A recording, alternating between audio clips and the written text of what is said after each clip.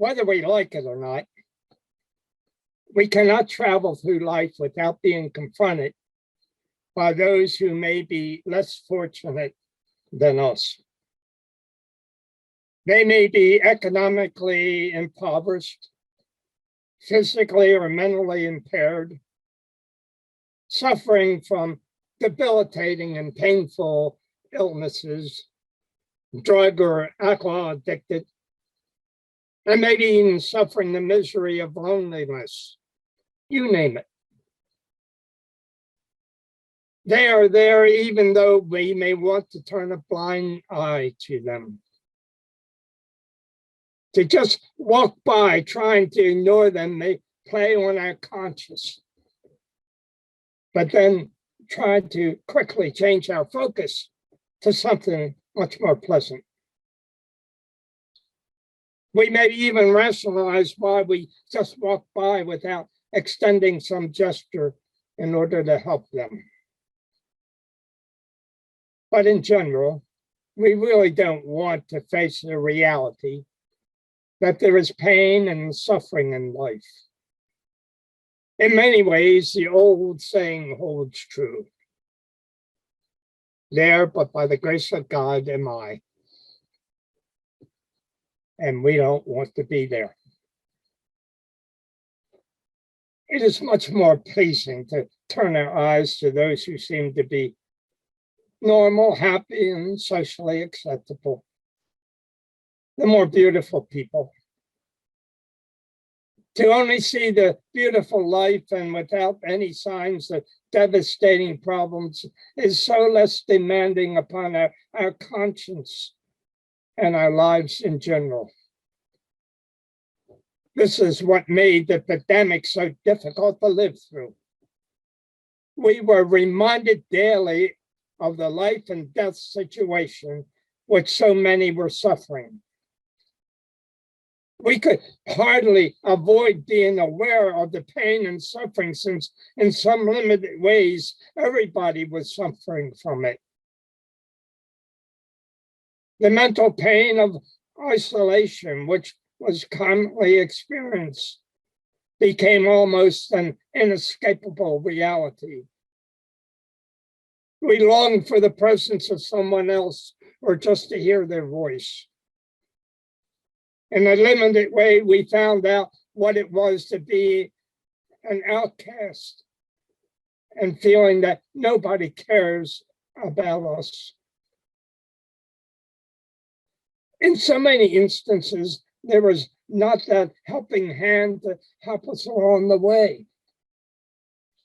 We were on our own trying to make the best out of a difficult situation.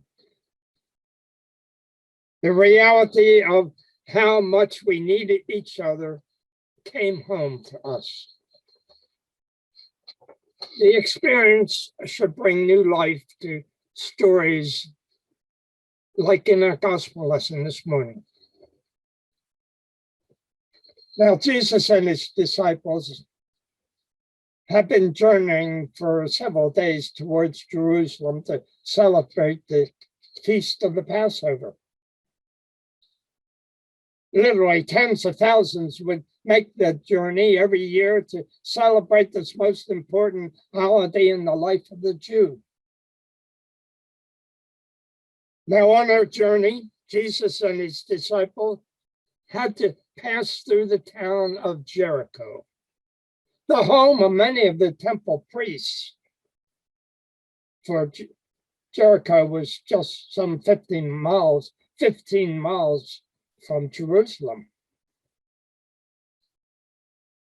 During this time of the annual pilgrimage to Jerusalem, when groups of pilgrims journeyed through towns, the locals who couldn't go to the holy city would gather in the streets to wish those on their journey with gestures of good wishes.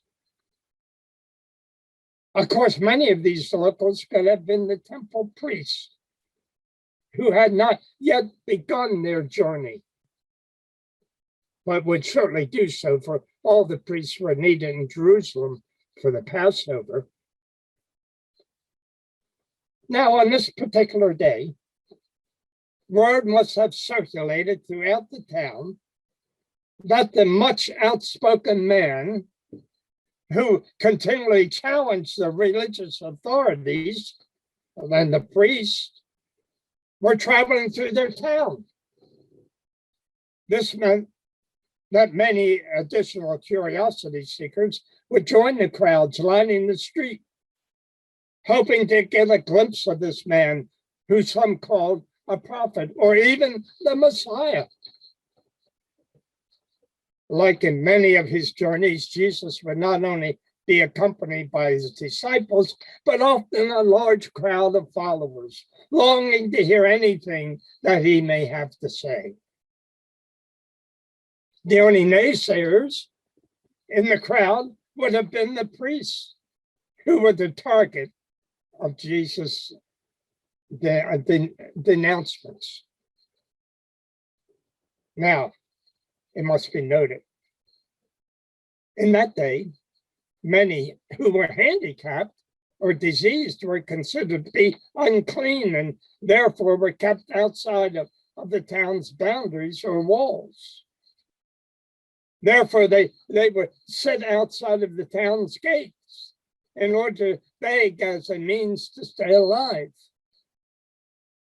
Now, this particular day was not unlike any other for a blind beggar named Bartimaeus,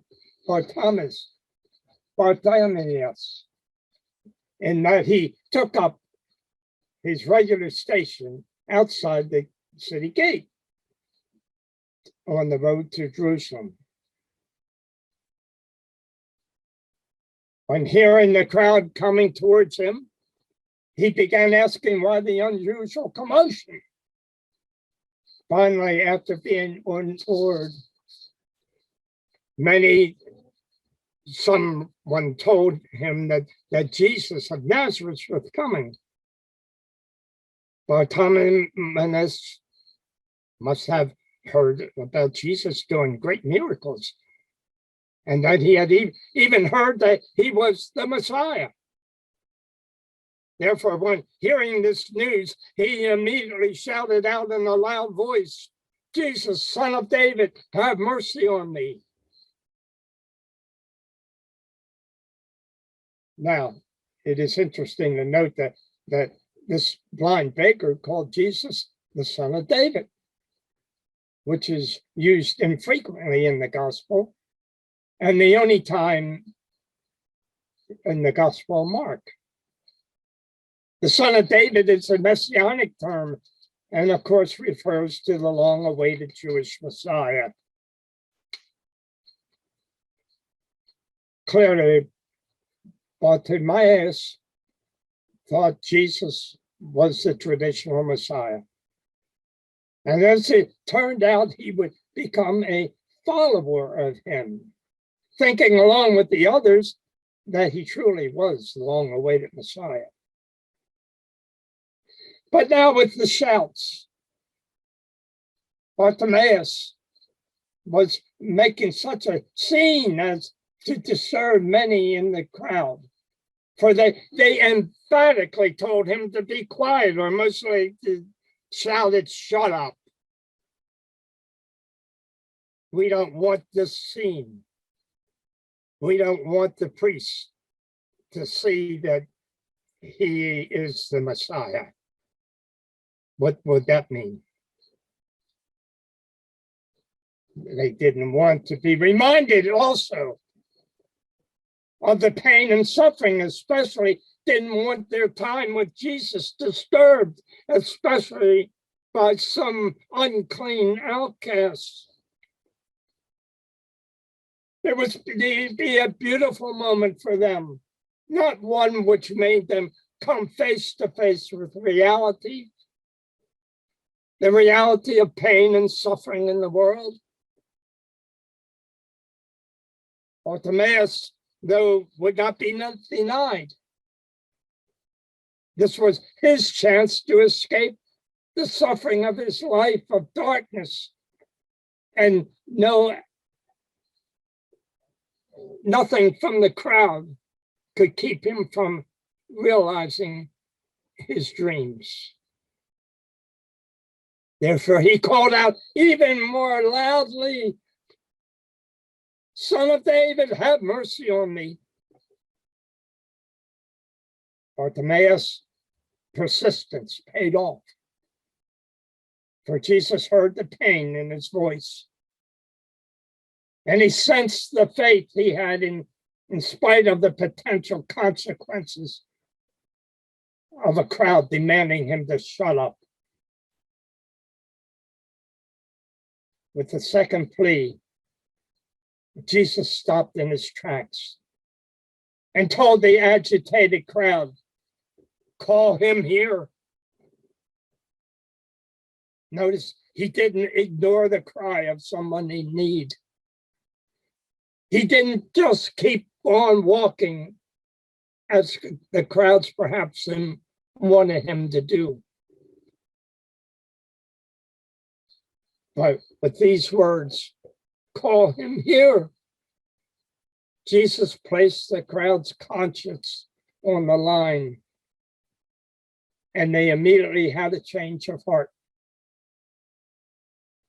We are told that they then called the blind man, saying to him, "Take heart, get up, he is calling you." At last, this was his chance. He didn't hesitate, for he jubilantly threw off his cloak and jumped up and went to Jesus. And Jesus asked him, "What do you want me to do for you?" Bartimaeus did not beat around the bush in his request. He did not seek sympathy, but went to the core of his need. "My teacher, let me see again." This request showed no hesitancy in his belief that Jesus could heal him. For he didn't say, "If it is possible." For he knew Jesus could give him his sight. He not only felt that Jesus could do this, but he had faith that he would do it. And Jesus' reply was what he had so long wished for and hoped to hear. He most likely thought he would never hear these words, but now his faith led him to believe it. It would happen even before Jesus said, "Go, your faith has made you well." With these words, the blind man who suffered so long then regained his sight. You could almost imagine the scene. He must have been overwhelmed with joy. Going from person to person, he must have said, "See, I can actually see you. I can see again." The crowd that gathered around Jesus must have looked at each other in utter astonishment. Do you believe what you just saw? They knew this beggar and knew how they had treated him in the past. And now they had to come to grips with themselves and overcome their past conceptions in order to see him as a perfectly well human being. How could they 1 minute see a person as unfit and outcast, and the next as being whole and normal? This must have had its effects upon them. It also must have made them think how they treated other beggars who were looked upon as outcasts and beyond fit to be a part of the niceties of life. Their lives had to be changed by this healing of the blind beggar. Now, this story of Jesus' miracle of healing ended up to be rather unique among all of his other healings.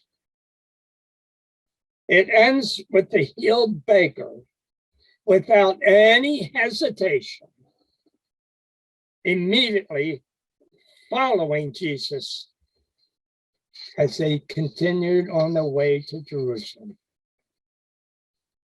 He didn't stay back to celebrate with family or go to the priest to be declared clean and eligible to return to society. His life was now changed, and for him it now included being a follower of the one who gave him this new life. This was his way of giving thanks. Mark's story makes each of us then become introspective.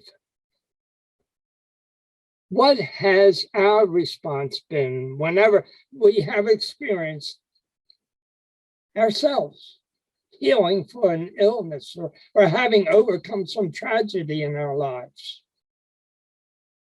Far too often, we may just like so many, go our merry way without giving recognition or thanks to those who have helped us through the healing process. Ultimately, we may go our merry way without acknowledging the God-given gifts which have been given to us in order to bring comfort and healing to not only us, but to others, to those who are outcasts. This is an especially important message during this time of the pandemic. To ignore these gifts is to ignore the value and lives of our fellow human beings. It means we just walk by. This is not the way that Jesus has taught us. This is not the way of God's love. Amen.